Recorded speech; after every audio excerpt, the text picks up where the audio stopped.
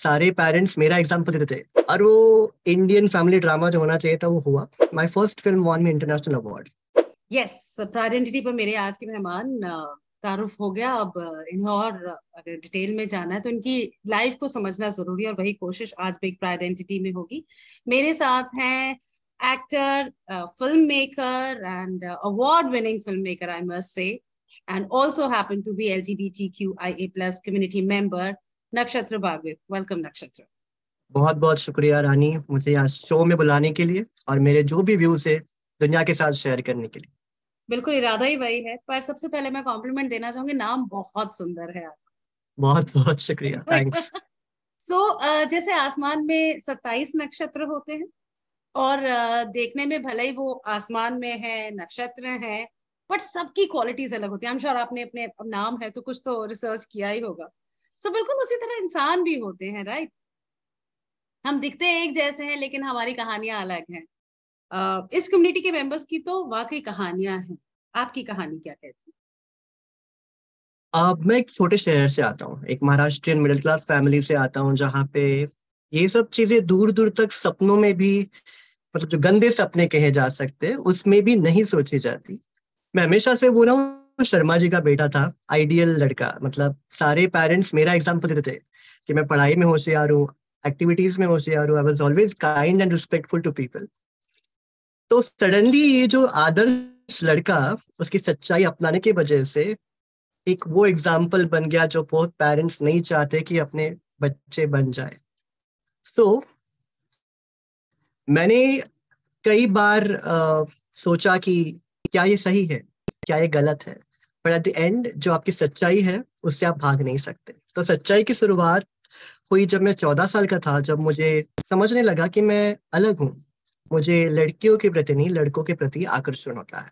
तभी हम छोटे गांव में थे, मेरी पापा की वहाँ ट्रांसफर हुई थी, हम वहाँ रहते थे और वहाँ पे एक कोई जरिया नहीं था मैं ढूंढ पाऊँ अपने जवाब क्या है। मुंबई आके मैंने, साइबर कैफे होते थे उस वक्त, जब हम 10 रुपया दे के आधे घंटे के लिए रेंट लेते थे पीसी पे। मैंने कोने वाला पीसी लिया और मैंने टाइप किया कि यार वो तब तक ये शब्द भी नहीं पता था क्या होता है। मैंने लिखा सर्च बार में, I am a boy and like boys. और वो एक सर्च से जो भंडार खुल गया मेरे सामने इंफॉर्मेशन का। फिर मुझे दो जवाब चाहिए थे, क्या मैं ऐसा अकेला हूँ और या साइंस इसको सपोर्ट करता है। दोनों जवाब पॉजिटिव थे कि बहुत लोग हैं, बट कोई खुल के बाहर नहीं आ रहा था उस वक्त इंडिया में, तो बिल्कुल नहीं। सेक्शन 377 तब मौजूद था, तो लोग डरते थे बाहर आने के लिए। और साइंस विज्ञान इसको सपोर्ट करता है, ये कोई डिसीज नहीं है। इवन इंडियन साइकेट्रिक एसोसिएशन ने भी अभी आके आके कहा है कि कोई ये मानसिक बीमारी नहीं है। जैसे जवाब मिल गया, मैंने घर पे बता दिया 17-18 साल में कि मैं ये हूँ। और वो इंडियन फैमिली ड्रामा जो होना चाहिए था वो हुआ। मेरी मम्मी की पहले रिएक्शन थी, जब पैदा हुए तब मर क्यों नहीं गए, ये दिन दिखाने से अच्छा।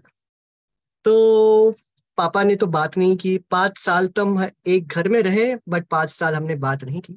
मुझे पता था कि जैसा वक्त मुझे लगा वो वक्त उन्हें भी देना चाहिए समझने के लिए। उन लोगों के पास तभी ना ही स्मार्टफोन्स थे ना इंटरनेट था, तो थोड़ा वक्त लगेगा। बहुत डिफिकल्ट फेज था।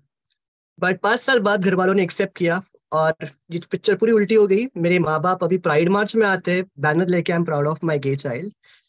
सो ये चीज बदलने में वक्त लगता है, पेशेंस लगते हैं। और एक चीज आपको समझनी है कि आपको गिव अप नहीं करना है, आपकी सच्चाई से आप भाग नहीं सकते। और वही मैंने किया।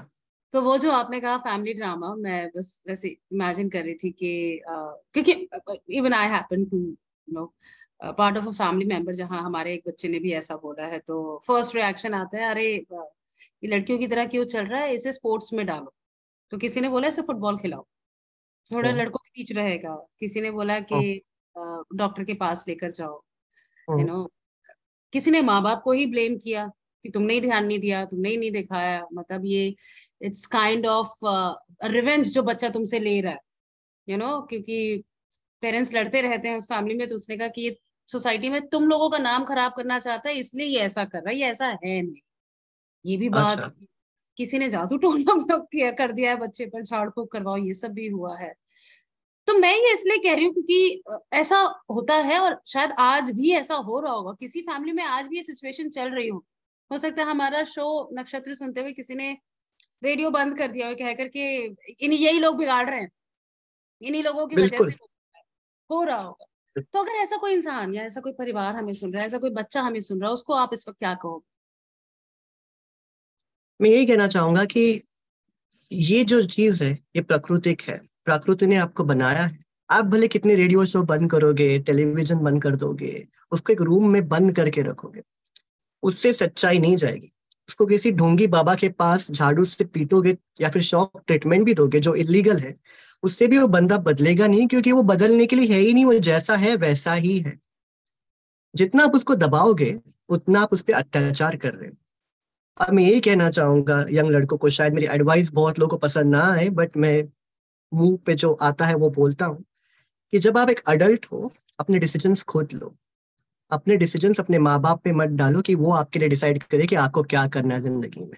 ये मैं इसलिए कह रहा हूँ रानी, क्योंकि आज भी जो बंदे 25-26 साल के हैं, घर पे बता देते, घर वाले जबरदस्ती लड़की के साथ शादी करा दे रहे हैं उनको। You can take stand for yourself. आपको अपने घर वालों की रिस्पेक्ट या ये सो कॉल संस्कार की जो परंपरा चलते आ रही है, सबसे पहली बात, संस्कार अगर है तो संस्कार मतलब खुद की सच्चाई एक्सेप्ट करना है और सच्चाई के साथ जीना है। इससे बड़ा संस्कार कोई नहीं है। और वो संस्कार को आप छुपा कर किसी को खुश करने के लिए, समाज के सामने अच्छा बनने के लिए, किसी मासूम लड़के की जिंदगी अगर खराब कर रहे हो, तो ये संस्कार नहीं है, बहुत बड़ा पाप है। और इस पाप में आपका परिवार आपके साथ शामिल हो रहा है, यही संस्कार संस्कार का सबसे बड़ा इंसल्ट है। तो अपने लिए स्टैंड लीजिए। पूरी जिंदगी आपको खराब करने की कोई जरूरत नहीं है। लोग आपसे शायद बात करना बंद करेंगे, but at the end of the day जब मरोगे तब चैन से मरोगे कि मैंने अपने जो जिंदगी मुझे चाहिए थी वो मैंने जी, ना कि दूसरों के इशारों पे कठपुतली की तरह मैं जिया। तो ये जो फैसले आपने बताया, आपने कहा कि आज तो आपको पूरा सपोर्ट है, बट इमोशनल सपोर्ट के अलावा उस वक्त और कौन सा सपोर्ट आप ढूंढ रहे थे? वाज इट फाइनेंशियल सपोर्ट कि प्रोफेशन में कुछ हो जाए? मतलब क्या आपको लग रहा था कि हाँ ये चीजें अगर मैं ठीक कर लूंगा तो मे बी लाइफ थोड़ी बेटर हो जाएगी? आजकल की यंग जनरेशन में ना अकेलापन है, और ये लोगों में बहुत ज्यादा, क्योंकि स्ट्रेट लड़के या लड़कियां जाके ना फ्रेंड्स के साथ शेयर कर सकते हैं। हमारे पास ज्यादा फ्रेंड्स नहीं होते, क्योंकि हम अपनी आप भी थी किसको बताइए, यहाँ से शुरुआत होती है। अब सिटी वाले लड़के थोड़ा एक्सप्लोर कर सकते हैं, उनके पास सोशलाइजेशन के ऑप्शन है। बेचारे गांव और छोटे शहर के लड़के या लड़कियां कहाँ जाए, बिकॉज वो अंदर ही अंदर घुट रहे हैं, अपने आप को एक्सेप्ट नहीं कर पा रहे, तो बाहर जाके क्या बताए, यहाँ से शुरुआत होती है। तो वो अंदर ही घुटते रहते हैं। उस वक्त क्या होता है कि लगता है कि कोई साथ देने वाला हो, फिर रिलेशनशिप्स ढूंढने के लिए लोग जाते हैं। और जिस वक्त समाज में, इवन कोर्ट में हो, कॉन्स्टिट्यूशन में हो, जब हमको इक्वल राइट्स नहीं है, अभी मैरिज राइट्स का टॉपिक चल रहा है, लेट्स सी क्या होता है next month, we have very positive hopes from the supreme court. पर अगर राइट्स नहीं हो तो लोग शादी के लिए नहीं सोच रहे। हर कोई चाहता है कि आप बस सोशलाइजेशन करो और कुछ साल बाद बस लड़की से शादी करो और चले जाओ, निकल जाओ।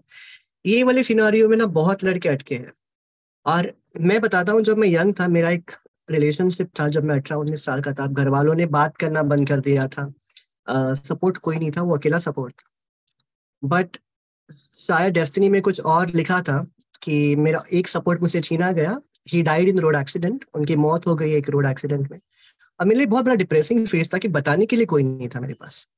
तो मैं फेक प्रोफाइल बना के लोगों से बात करने की कोशिश करता था, बट लोग सबको वहां पे बस आपको निचोड़ना है, आपका फायदा लेना है किसी भी तरीके से। तो उस वक्त सपोर्ट नहीं था। तो उस वक्त मैंने रात को एक दिन, मुझे सपने आते थे कि मतलब ट्रक ने उसको कुछ लगा था, ट्रक की आवाज आती थी, तो मैं नींद से उठता था डर के। तो एक दिन मैंने एक कैमरा उठाया और अपने एक फिल्म को शूट किया। तभी मैं मीडिया स्टूडेंट था, तो मैंने वो फिल्म बनाई थी और वो फिल्म को अवार्ड मिला। My first film won me international award. तो मुझे लगता है कि अच्छाई में बुरा ढूंढने वाला इंसान हूँ मैं। प्रैक्टिकल सोचता हूँ, इमोशंस में अटका अटका नहीं पड़ा रहना चाहता हूँ। तो मेरी फर्स्ट फिल्म को अवार्ड मिला, मैंने बोला पीछे मुड़ के नहीं देखना। अभी मैं अपने 31 प्रोजेक्ट में हूँ, जहाँ पे मैं एलजीबीटी कम्युनिटी के ऊपर बात कर रहा हूँ, और मुझे लगता है कि लाइफ मेरी वहां से बदली। तो अगर आप वहीं अटके पड़ते हो ना, तो आप अटके ही पड़ते हो। आपको हेल्प करने के लिए कोई नहीं आएगा, खुद की हेल्प पहले खुद करना सीखिए, फिर समाज आएगा आपको हेल्प करने के ये logging out you are talking about लिए। 2012? बिल्कुल बिल्कुल, logging out, yes yes, yeah my very first. Yeah so वो स्पेशल अवार्ड फंक्शन था फॉर द क्वेयर कम्युनिटी, या क्वेयर कम्युनिटी की कैटेगरी में आपको वो अवार्ड मिला था? फिल्म कम्युनिटी का सबसे साउथ एशिया का बिगेस्ट फिल्म फेस्टिवल है, कशिश इंटरनेशनल फिल्म फेस्टिवल। हम्म। उस वक्त स्लमडॉग मिलियनेयर को ऑस्कर मिला था। तो जिनको ऑस्कर मिला था, Resul Pookutty, he gave me the award, even Anupam Kher gave me the award, and they all praised me. तो मेरे लिए वो बहुत बड़ा ये था कि मैं कहाँ अटका पड़ा था because of death of my boyfriend, और मैं कहाँ आ गया। तो मैंने बोला नहीं, अभी यहाँ से पीछे मुड़ के नहीं देखना है। अगर जिंदगी बदलने का ये मौका है तो मुझे उसका पूरा फायदा उठाना है। और फिर हर एक फिल्म में, मेरी फर्स्ट फिल्म हो या रिसेंट फिल्म हो या वेब सीरीज हो, हमारे जो मुद्दे हैं, हमारा जो स्ट्रगल है, अलग अलग सेक्शंस का हो, वो दिखाने का काम मैं कर रहा हूँ। और सबसे बड़ी बात जिसपे मुझे बहुत ज्यादा घमंड है, कि हम हमारे कम्युनिटी के लोगों को लेके ही प्रोजेक्ट्स बनाते हैं। हम नहीं है। सारे एक्टर्स, सारे cast and crew LGBTQ community के ही है, बिकॉज हमें बॉलीवुड वाले चांस नहीं देंगे, भले हम कितने भी टैलेंटेड हो, बिकॉज उनकी ब्रांडिंग हिल जाएगी। हमें इक्वल अपॉर्चुनिटीज नहीं है, कोई कितना भी कहे हम मॉडर्न है नहीं है, हमें पता है इंडस्ट्री में हम कितने पीछे हैं। तो मैंने कहा अगर वो लोग नहीं दे रहे, मैं दूंगा। मैं कोई बहुत बड़ा फिल्म मेकर नहीं हूँ, बट जितना भी हूँ कम्युनिटी के लिए, मैं अपने लोगों को ही चांस दूंगा। और आज मेरा सारा टीम, जब भी मैं काम करता हूँ, हम लोगों को ही चांस मिलता है। वो जब तक वो कास्टिंग या स्पॉट नहीं फिर होता, हम प्रोजेक्ट नहीं करते। मैंने जितने भी एक्टर से या अभी ऑनर से भी मेरी बात हो रही थी, डायरेक्टर से बात की, सबने यही बोला है कि हमें हमें इस बात की कोई प्रॉब्लम नहीं है कि आप किसी LGBTQ कैरेक्टर के लिए किसी मेन स्ट्रीम एक्टर को लेकर आ रहे हो। भाई हर एक्टर का काम है कि वो एक्सप्लोर करे, अलग अलग कैरेक्टर्स करे। बट हम हमें आप नॉर्मल कैरेक्टर्स क्यों नहीं दे सकते? Why don't you imagine us playing other characters, और जिस तरह से, ऑफ कोर्स, जिस तरह से दिखाया गया है वो उसको भी थोड़ा बदलने की बहुत ज्यादा जरूरत है। अच्छा, बिल्कुल। With in with in community नक्षत्र, मुझे ये बताइए कि जैसे गेज, लेस्बियन, ट्रांसजेंडर्स, इनमें से with in the community I am saying कि कौन से वो लोग हैं जिन्हें सबसे ज्यादा हेल्प चाहिए, या कितना एक दूसरे को समझे? Like being gay, how much you know about lesbians की क्या प्रॉब्लम्स होती है, ट्रांसजेंडर्स की क्या प्रॉब्लम होती है? हम भले LGBT कम्युनिटी को एक अम्ब्रेला टर्म्स में डालते हैं, बट हर सेक्शन की बहुत अलग अलग प्रॉब्लम्स है। हर कोई अलग स्ट्रगल से जा रहा है। फॉर एग्जाम्पल, अगर लड़के ये कंप्लेन करते हैं, गे और बाइसेक्सुअल लड़के, कि हमारी जिंदगी बहुत डिफिकल्ट है, लड़कियों तो आजकल शादी के लिए पूछती भी नहीं है तुम्हें किसके साथ शादी करनी है। छोटे शहरों में, गांव की बात कर रहा हूँ, लड़का चूज किया जाता है। फॉरगेट अबाउट वो लड़की बोले कि मैं, मेरे को लड़की पसंद है, लड़का नहीं, मुझे लड़की से शादी कर। तो लेस्बियंस के प्रॉब्लम बहुत ज्यादा है। रही बात ट्रांसजेंडर्स की, जो अगेन एक सोशो इकोनॉमिक डिफरेंट क्लास से आते हैं या छोटे शहरों से आते हैं, उनको अगर एजुकेशन नहीं मिलती है बचपन में, घर वाले बचपन में ही डिजोन कर देते हैं, उनको भाई रास्ते में खड़े रह के पैसे मांगने के अलावा चांस अपॉर्चुनिटी नहीं है। और अगर हम कितने भी बोले रिजर्वेशन की बात करें कि उनके उनको जॉब से, आज कितने लोग तैयार है उनको जॉब देके एक नॉर्मल इंसान की तरह ट्रीट करे। चलो आई एग्री कि सिटी में थोड़ा बहुत हो रहा है, अभी इनको लाया जा रहा है, बट ये जो एफर्ट्स है वो बहुत कम है। अभी भी हम रास्ते पे ताली बजाने वाले हिजड़ों को, जो शब्द समाज यूज करता है एक गलत नजर से, हम उनको डर से पैसे देते हैं और सेल्फिश नजर से पैसे देते हैं कि हमको दुआ मिले। बट उनके लिए, उनके अपलिफ्टमेंट के लिए हम क्या कर रहे हैं? हम कुछ नहीं कर रहे। हम उनको बस 10 रुपया 5 रुपया पकड़ा देते हैं, हमें दुआ दो इसलिए। तो हर किसी के प्रॉब्लम्स अलग अलग है। इसलिए हम LGBTQ कम्युनिटी को साथ में रहने की बहुत जरूरत है। एक तो हम बहुत ज्यादा बिखरे बिखरे हैं, जब प्राइड होता है तब साथ में आते हैं। I am saying very honestly, I might get criticism for this, but हमारे में भी इतने इश्यूज हैं इंटरनली कि हम जेलअप नहीं करते कभी कभी साथ में। इवेंट्स के टाइम में साथ में आते हैं, बाद में हम अपनी अपनी दुनिया में खुश रहते हैं। यहाँ पे भी कोई काम करने की जरूरत है, और हमने ऐसे लीडर्स को आगे आके उसके लिए काम करना पड़ेगा। नो, एब्सोल्युटली, आप जो कह रहे हैं उसमें से मुझे दो बातें यहाँ पर आई कि एक तो, जैसे मैं जिस बिल्डिंग में रहती हूँ, उस बिल्डिंग में 3 फ्लैट्स छोड़ के I have a gay friend, और I hmm, know him, right? I hmm, have a friend जो मुझे, who is a lesbian.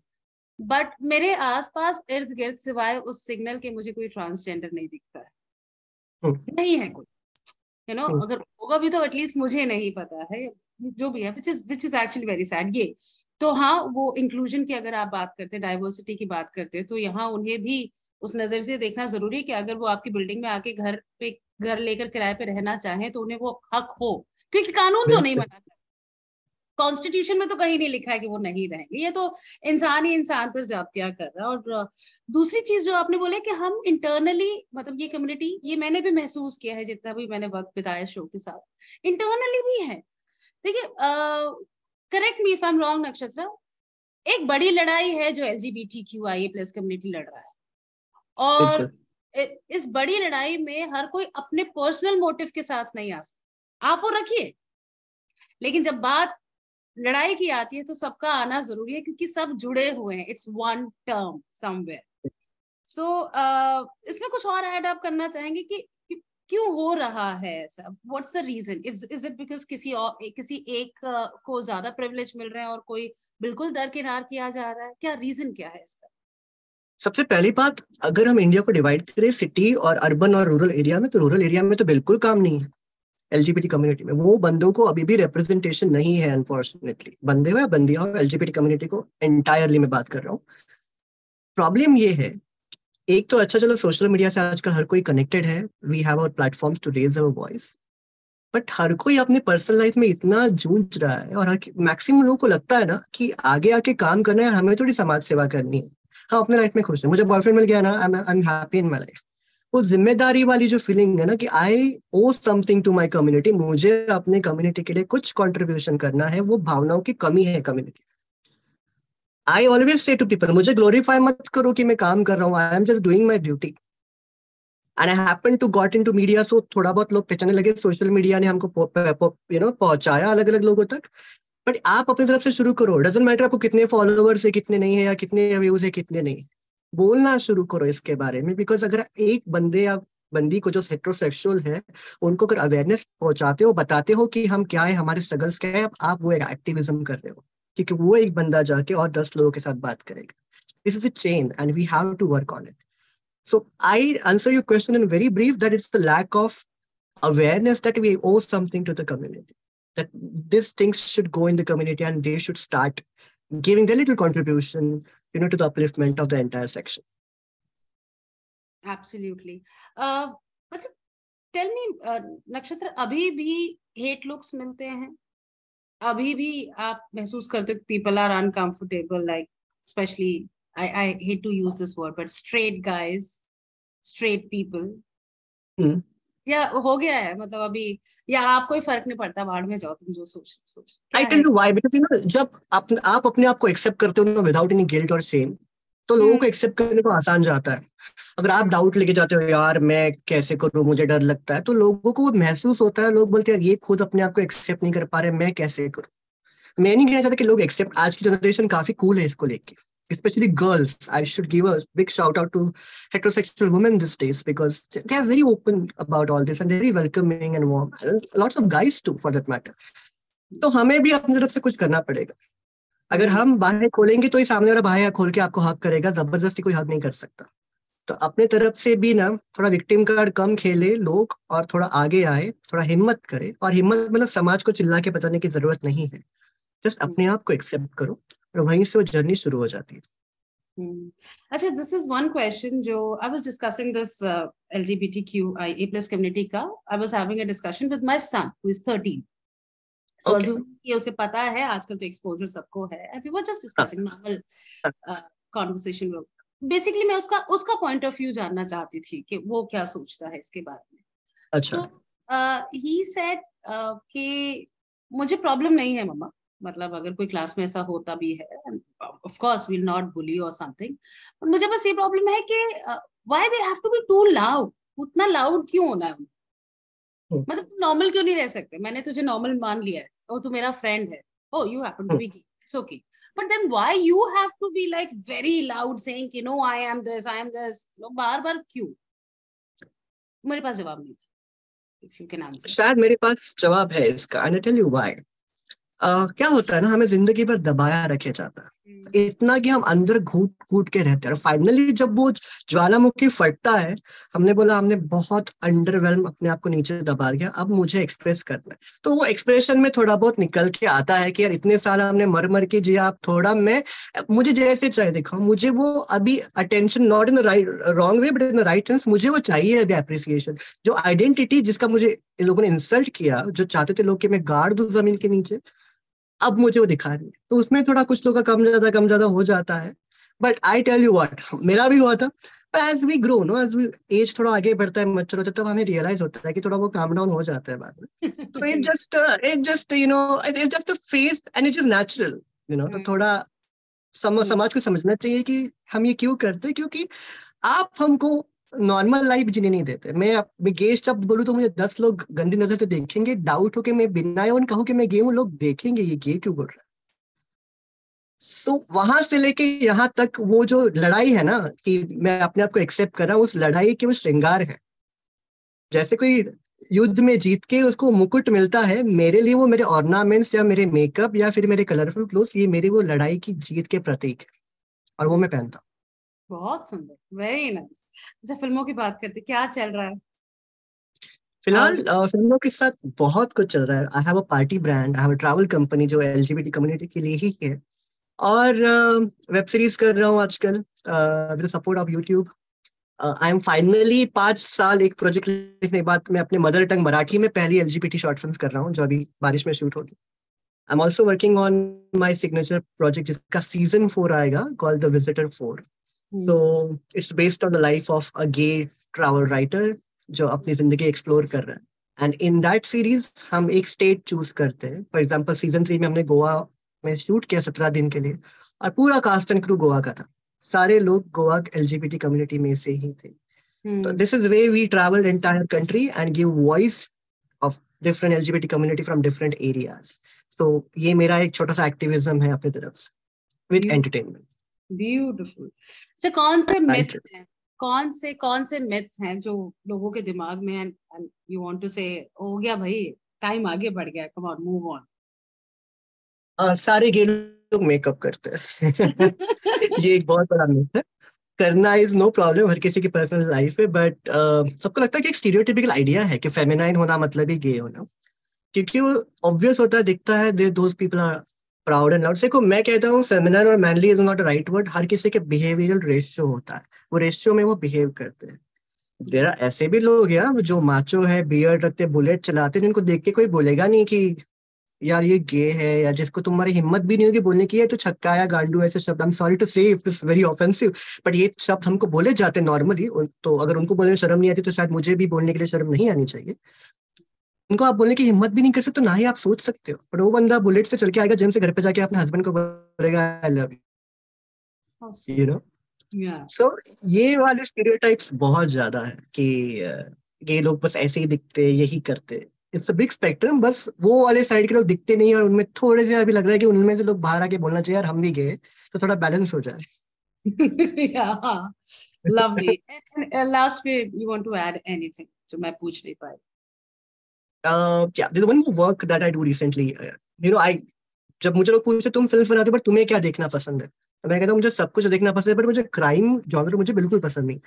But अच्छा। आजकल ये हो गया कि मेरा सोशल मीडिया पूरा वो जॉनर पे बेस्ड है। आजकल मेरा काम और मेरा एक्टिविज्म उस पे फोकस कर रहा है, जो क्राइम्स हो रहे हैं एलजीबीटी कम्युनिटी को लेके, स्पेशली गे मेन को लेके, वो स्कैम्स हो रहे हैं, जो काफी गैंग है जो लूट रही है, तो उसके खिलाफ आवाज उठाना आजकल मेरा एक बहुत बड़ा काम बन चुका है। मेरे सारे सोशल मीडिया पे मैं इसके खिलाफ वीडियोस बनाता हूँ, एक्सपोज करता हूँ जो लोग होमोफोबिया करते हैं, ब्लैकमेलिंग करते हैं। I am working with police actively and getting people caught, जिनके साथ ब्लैकमेलिंग हुई है, जिनको लूटा गया है पैसों के लिए। They come to me, I counsel them and I give them legal and all the help that they seek. So आजकल मैं वही कर रहा हूँ, और मेरा सोशल मीडिया मैंने उसको डेडिकेट कर दिया। नाइस। कोई एक स्टोरी शेयर कर सके, एंड अगर ये इंटरव्यू कोई सुन रहा है and he wants to seek help from you, तो वो बता सके कहाँ फॉलो करे, हाउ टू एक कम? रिसेंट केस चल रहा है जो मेरे सोशल मीडिया पे भी है, जो काफी अभी पॉपुलर हुआ था कम्युनिटी में, एक स्कैम जो शायद आज के दिन में भी चल रहा है, जो है मीरा रोड मुंबई में। यहाँ पे स्कैम में दिखाया जाता है कि आपको एक फेक ड्रग केस में अटकाया जाता है with a fake gay guy and a fake police inspector, जो आपको पकड़ते हैं और आपसे पैसे लूटते हैं।